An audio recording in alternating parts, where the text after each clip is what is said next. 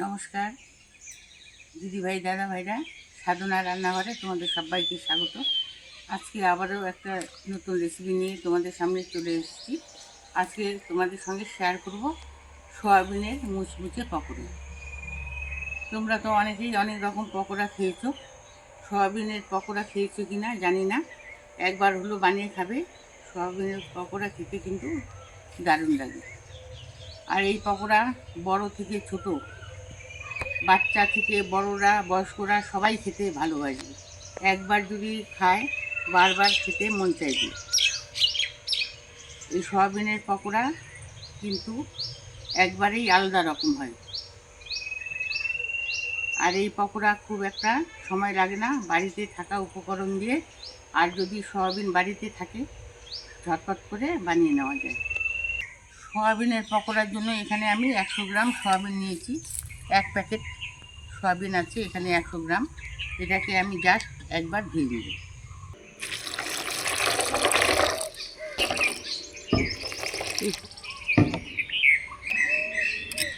এই সয়াবিনগুলো কিন্তু ভিজিয়ে রাখার কোনো দরকার নেই, জাস্ট একবার ধুয়ে নিলেই হবে। এই দেখো সয়াবিনগুলো আমি একবার ধুয়ে নিচ্ছি। সয়াবিনের মধ্যে কিছু মশলা আমি যোগ করে নেব। এখানে রসুন বেটে রেখেছি আগের থেকে, কাঁচা লঙ্কা বাটা, আদা বাটা, এগুলোকে আমি সম্পূর্ণ দিয়ে দিচ্ছি সয়াবিনের মধ্যে। স্বাদ মতো একটু নুন দিয়ে দিচ্ছি, একটু বিট লবণ দিয়ে দিচ্ছি, হাফ চামচ হলুদের গুঁড়ো,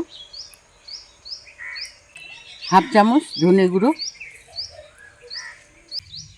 1 চামচের মতো গরম মশলা দিয়ে দিচ্ছি,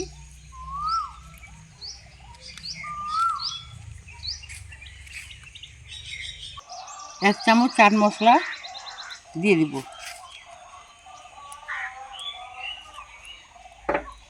1 চামচ কাশ্মীরি লাল লঙ্কার গুঁড়ো দিয়ে দিচ্ছি। এটা পকোড়াতে কালারটা ভালো আসবে। 1 চামচ দিয়ে দেবো ভাজা মশলার গুঁড়ো। আগের থেকে আমি ভাজা মশলা করে রেখেছি। এখানে আছে মৌরি, ধনে আর অল্প গোলমরিচের গুঁড়ো, এটাকেও দিয়ে দিচ্ছি। 1 মুঠো দিয়ে দেবো কসুরি মেথি, হাতে এইভাবে গুঁড়ো করে নেব, তারপরে দিয়ে দেবো।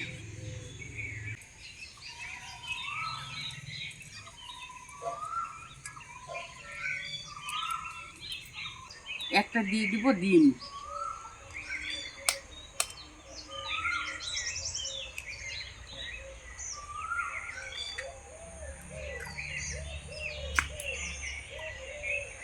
এখন দিয়ে দিব 3 চামচ আমি সাদা তেল।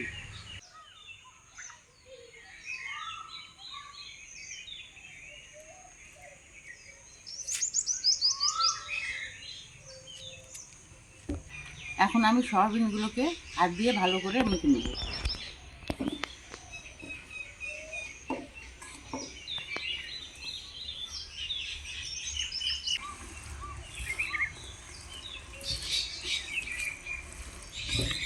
সয়াবিনগুলোকে আমি ভালো করে মেখে নিয়েছি। এখন 10 মিনিটের জন্য রেস্টে রেখে দেবো, তাতে সয়াবিনের মধ্যে মশলাগুলো ঢুকে যাবে আর সয়াবিনটাও কিন্তু সফট হয়ে যাবে। দিদিভাই দাদা ভাইরা, সয়াবিনগুলোকে 10 মিনিট কিন্তু রেস্টে রাখা হয়ে গেছে। এখন ঢাকাটাকে আমি তুলে নেব।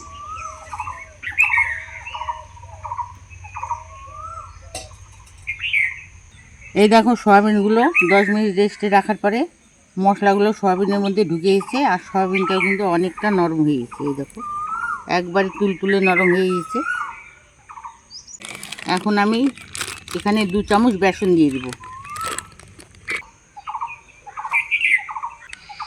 2 চামচ বেসন দিয়ে দিলাম।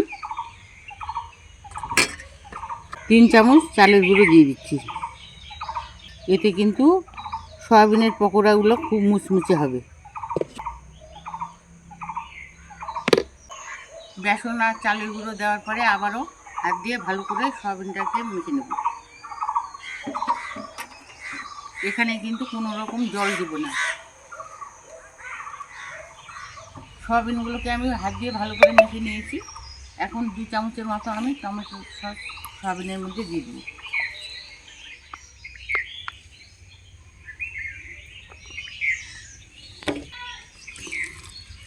সয়াবিনের সঙ্গে টমেটো সসটাকে ভালো করে মিশিয়ে নেব।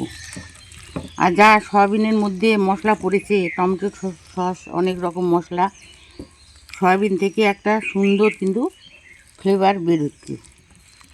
কি দারুণ লাগছে ফ্লেভারটা।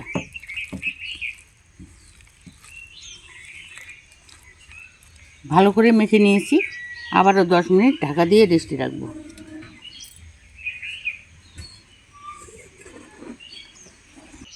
এখন গ্যাস জ্বালিয়ে কড়াই বসিয়ে দেবো।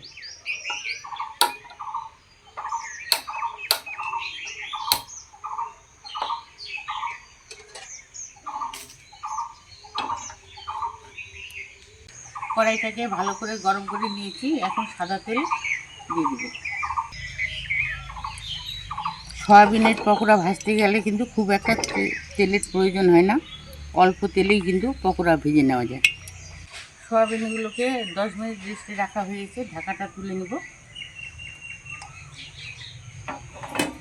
আর সয়াবিনগুলোকে হাত দিয়ে আর একটু মেখে নেব।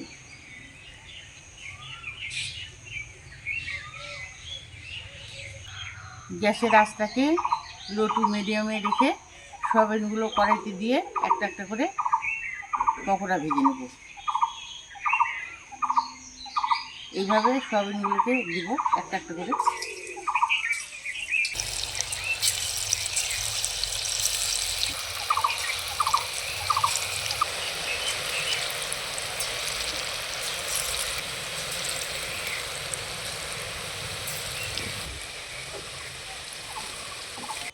সয়াবিনগুলো দেওয়া হয়ে গেল, এখন কিছুক্ষণের মধ্যে সয়াবিনগুলোকে উল্টে দিতে হবে, তাছাড়া কিন্তু পুড়ে যাবে।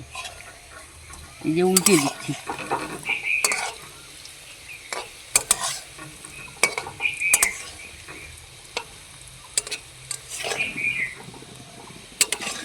পকোড়াগুলো সয়াবিনের ফুলে কিন্তু বড় বড় হচ্ছে, এই দেখো।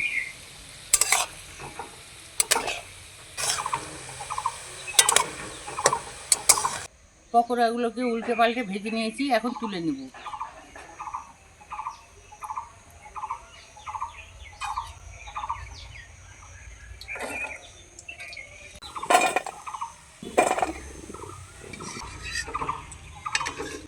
বাকি সয়াবিনগুলোকে একই রকম করে কড়াইয়ের মধ্যে দিয়ে পকোড়া ভেজে নেব।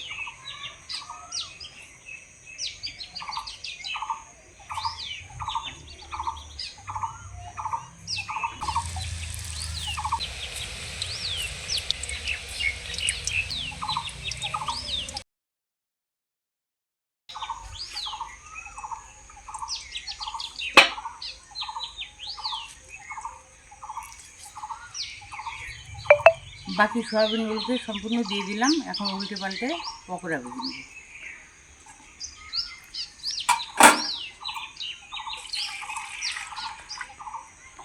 সয়াবিনগুলো দেওয়ার সাথে সাথেই উল্টে দেব।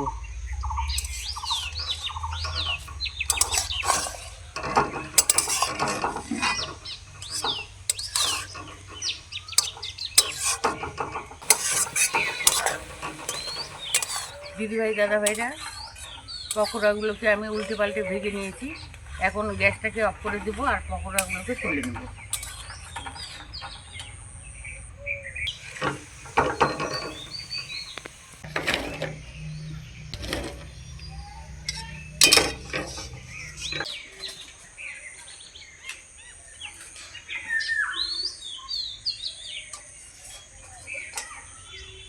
দিদিভাই দাদাভাইরা, সম্পূর্ণ সয়াবিন থেকে আমি পকোড়া ভেজে দিয়েছি। আর এই সয়াবিনের পকোড়া খেতে এতটাই মজার হয়, না খেলে না দেখলে তোমরা বিশ্বাস করবে না, অন্য পকোড়া কিন্তু খেতেই চাইবে না। আর এই পকোড়া ছোটো থেকে বড় সবাই খেতে ভালোবাসবে, আর আবার ভাজার কিন্তু আবদার থাকবে। আর বিকেলবেলা, এখন তো বিকেল হয়ে গেছে, চায়ের সঙ্গে, সকালে চায়ের সঙ্গে খেতে কিন্তু একবারে জমে যাবে, বা নিরামিষ ডাল ভাতের সঙ্গেও খেতে পারো, ভালো লাগবে। তো এইভাবে তোমরা খুব অল্প সময়ে অল্প উপকরণ দিয়ে এইভাবে ঝটপট করে পকোড়া ভেজে নেবে। এই সয়াবিনের পকোড়া কিন্তু অনেকটাই মুচমুচে হয়েছে, এই দেখো। তো এইভাবে তোমরা ঝটপট করে বাড়িতে যদি সয়াবিন থাকে এইভাবে পকোড়া বানিয়ে খাবে, আশা করি খুব ভালো লাগবে, অন্য পকোড়া আর খেতেই যাবে না।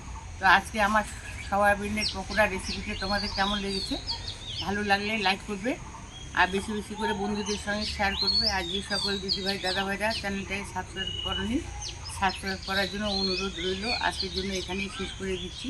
তোমরা ভালো থেকো, সুস্থ থাকো। পরের দিন ফিরে আসবো অন্য কোনো রেসিপি নিয়ে। আজকের জন্য টাটা।